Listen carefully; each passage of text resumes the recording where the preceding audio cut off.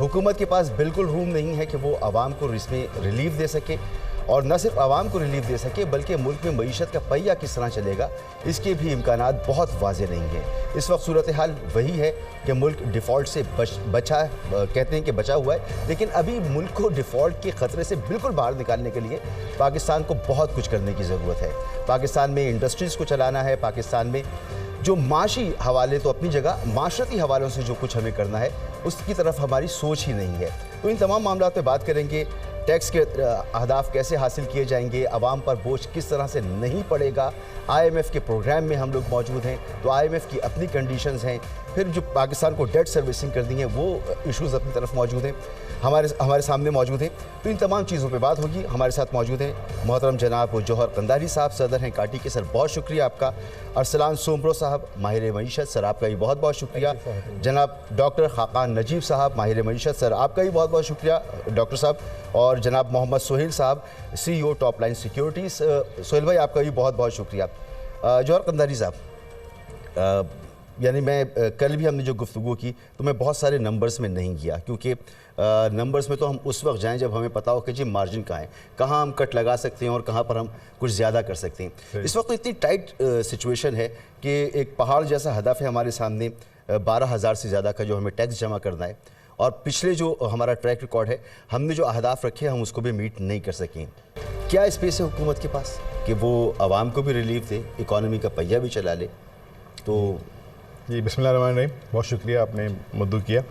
देखिए, मैं basically industry को रिप्रेजेंट करता हूं तो मेरे मसाइल थोड़े से अलग है, जबकि आपके पैनल में दूसरे लोग जो हैं वो इकनॉमिक के मतलब माहिर मैशियत हैं, तो वो स्टैटिक्स पे बात करेंगे। जो बाहर हम चीज़ें देख रहे हैं, जो अपने लोगों से मिल रहे हैं, चीज़ें कुछ समझ में नहीं आ रही कि ये ऊँट किस करमट बैठेगा। बजट से पहले हमेशा बहुत सी वो होती हैं, उम्मीदें होती हैं, कुछ तजावीज़ात भी दी जाती हैं, रिकमेंडेशन भी जाती है, हमने भी दी, हर इदारे की तरह हमने भी भेजी, बहुत डिटेल में बना के भेजी, उसको अप्रिशिएट भी किया गया, लेकिन आया उस पर अमल होता है नहीं होता है। मोटी मोटी चीज़ें क्या है? देखिए, हमने जनरल चीज़ें बात की, सबसे पहले तो हमने कहा कि जो एक बड़ी पुरानी बचपन से सुनते आ रहे हैं कि टैक्स नेटवर्क को बढ़ाना है तो वो आपको बढ़ाना पड़ेगा। ठीक है। दूसरा, आपको जो हमने उनको जो रिकमेंडेशन दी कि आप सेल टैक्स के ऊपर जो है उसको थोड़ा सा कम करें। हमने उनसे कहा कि जी AOP और पार्टनरशिप कंपनीज को आप 15% से ज़्यादा टैक्स ना लें। हमने गेन टैक्स के हवाले से बहुत की कि आपने पूरी एक्टिविटीज़ रियल एस्टेट सेक्टर को तबाह कर दिया, लोग जाके दुबई में प्रॉपर्टी खरीद रहे हैं। 3 साल के गेन टैक्स को आप 1 पे लेके आए। एक्टिविटीज़ तो बढ़े, कारोबार तो बढ़े, इस टाइम डॉर्मेंट पे हो गई, हर चीज़ डॉर्मेंट पे हो गई। पहले इंडस्ट्री को तबाह किया हमने। देखिए, जब तक कि इंडस्ट्रियलाइजेशन नहीं होगी, आप जैसे मुल्क में 67% आपका एग्रीकल्चर बेस्ड कंट्री है, जहाँ वो लोग यहाँ के कारोबार अर्बन एरियाज़ में नहीं कर सकते, वहाँ भी कोई फॉर्मेशन नहीं हुई है मादरत के साथ, वही 70 साल पुराना तरीके से हम काश्त कर रहे हैं। यहाँ के जो शहर के पढ़े लिखे लोग हैं, जो बच्चे तैयार हो रहे हैं, आपके जो डेमोग्राफिक डिविडेंड है जिसको आप कहते हैं कि जी 22 साल से 30 साल के हमारे पास इतनी 40% लोग हैं, ये कहाँ जाएंगे? ये तो जाहिर सी बात है। और मैं छोड़ के जाएंगे, जा रहे हैं ना, ब्रेन ड्रेन भी हो रहा है, फ्लाइट कैपिटल भी हो रहा है। जिसके में 4 बच्चे हैं, 2 बच्चे बाहर भेजने के चक्कर में आज लगा। पहले ये बातें हम सुनते थे, अब हम जिस सर्कल में बैठ रहे हैं वहाँ ये हो रहा है।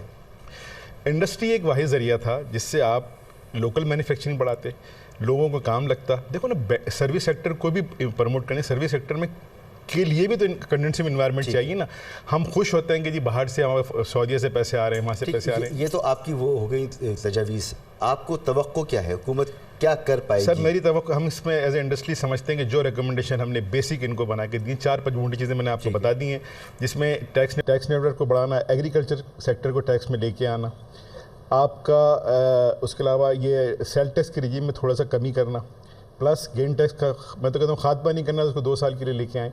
और वॉर फूडिंग लेवल के ऊपर जो प्रॉपर लोग हैं, जो स्टेक होल्डर हैं, उनके साथ बैठ के एक हंगामी बजट बना लें। ये फेडरल बजट बनता रहेगा, ऐसा कुछ नहीं हुआ। मैं आपको बता रहा हूँ कि इस टाइम हम टोटल डिइंडस्ट्रियलाइजेशन की तरफ जा रहे हैं। इंडस्ट्रियाँ बंद हो रही हैं, यूनिट्स बंद हो रहे हैं, कोई नए यूनिट नहीं लग रहे हैं। कहते हुए खौफ आता है, लेकिन रियलिटी यही है। अगर अभी भी हमने ये मिसाक़ जमहूरियत को छोड़ के मिसाक़ मईशत पे नहीं आए तो मुझे नहीं नज़र आता है कुछ भी बजट बना ले आपसे बात करते सस्टेनेबल नहीं होगा। सर, मुझे हैरत हो रही है कि काटी के आप सदर हैं और आप कह रहे हैं कि कोई डेलिब्रेशंस ही नहीं हुई हैं अभी तक, कोई ऐसी मुलाकातें कभी नहीं हुई। बस आता हूँ ज़रा मैं खाकान नजीब साहब, डॉक्टर साहब गुफ्तगू आप सुन रहे जौहर कंधारी साहब की कि बजट देने जा रही है हुकूमत में और जो तबका है इंडस्ट्री से वाबस्ता, उससे मुलाकात ही नहीं है कोई, उसकी रिकमेंडेशंस चली गई हैं लेकिन उन्हें कोई एतमाद ही नहीं है अभी तक। मसूद भाई, 76 साल हिस्ट्री में आई थिंक पाकिस्तान का सबसे इम्पॉर्टेंट बजट है। پاکستان 73 سے 4 سال میں 8% GDP کا خسارہ کر رہا ہے. SOEs اور جو باقی خسارے ہیں وہ اس کے باہر ہیں. پاکستان نے سیمنٹ کرنا ہے ایک IMF کے ساتھ پروگرام. ایک نئی حکومت ہے, اس نے اپنی اکنامک مینجمنٹ سامنے رکھنی ہے. اس بجٹ کا اگر آغاز کرنا ہے تو پہلے تو یہ اندازہ لگا لیں کہ یہاں پہ کھڑے ہوئے ہیں.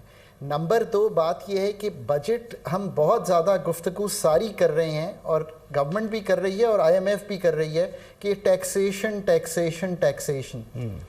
پرابلم پاکستان میں ٹیکسیشن سے بڑھ کے ایک پیدا ہو گئی ہے. اس کو کہتے ہیں کہ ہم جس طرح کے خرچے کر رہے ہیں, جو بوجھ فیڈرل گورنمنٹ اٹھا رہی ہے, وہ اس قابل ہی نہیں ہے کہ یہ بوجھ اٹھا سکے جب تک ترمیم ایسی نہیں کی جائے گی جس میں بہت کلیئرلی پہلے حکومت کو ایک وائٹ پیپر آج تک چھاپ دینا چاہیے تھا کہ پینشن ریفارم کیا ہوں گے. یہ اس کی وجہ یہ ہے کہ پینشن ریفارم فیڈرل میں تو ہونے ہیں, سارے پروونسز میں بھی ہونے ہیں. نمبر 2, پاکستان کا PSDP اینول ڈیولپمنٹ بجٹ کیسے تبدیل ہوگا. ٹیکسیشن کی مد میں جو ایکسپینڈیچر 2200 ارب کی کنسیشنز ایگزمپشنز ہیں, ان کا خاتمہ کیسے ہوگا. اسی طرح یعنی کہ ایکسپینڈیچر کے ریفارم کا ایک پرچہ سامنے آئے گا تو ڈسکشن ہوگی نا. میں بڑی ایک یہی تو مسئلہ پڑا ہوا ہے جو ہم اس وقت نمبر میں نہیں جا رہے, نمبرز میں نہیں جا رہے. ہم بجٹ پہ پروگرام کر رہے ہیں لیکن ہمارے پاس کچھ ہے ہی نہیں کہ ہم بات کریں تو کس پہ کریں. جی پر میرے پاس 2 ایسے کاغذ موجود ہیں جو کہ آپ نے خود نہیں چھاپے, بٹ IMF نے اس میں بڑی کلیئرلی یہ ساری چیزیں ڈیفائن کر دی ہیں.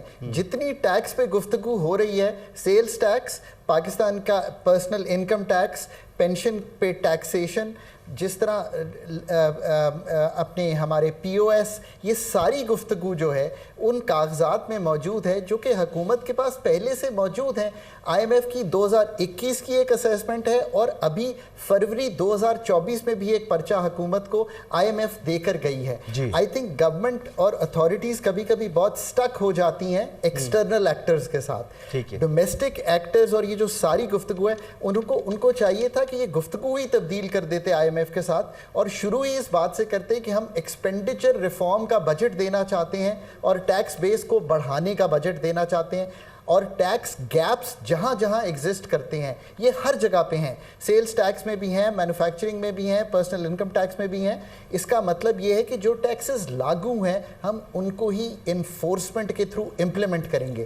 ایسا نہیں ہے کہ پاکستان میں کیپٹل گینز ٹیکس ہے نہیں. تو ڈاکٹر صاحب میں یہ سمجھ سکتا ہوں آسان سی زبان میں کہ یہ ایک ریفارمز کا بجٹ ہونا چاہیے, اور یہ ایک ایسا بجٹ ہونا چاہیے جس میں حکومت جو ہے وہ اصلاحات کی طرف نہ صرف جائے بلکہ یہ بھی بتائے کہ اس کی ایڈمنسٹریشن جو ہے وہ ہے اور وہ نظر بھی آئے.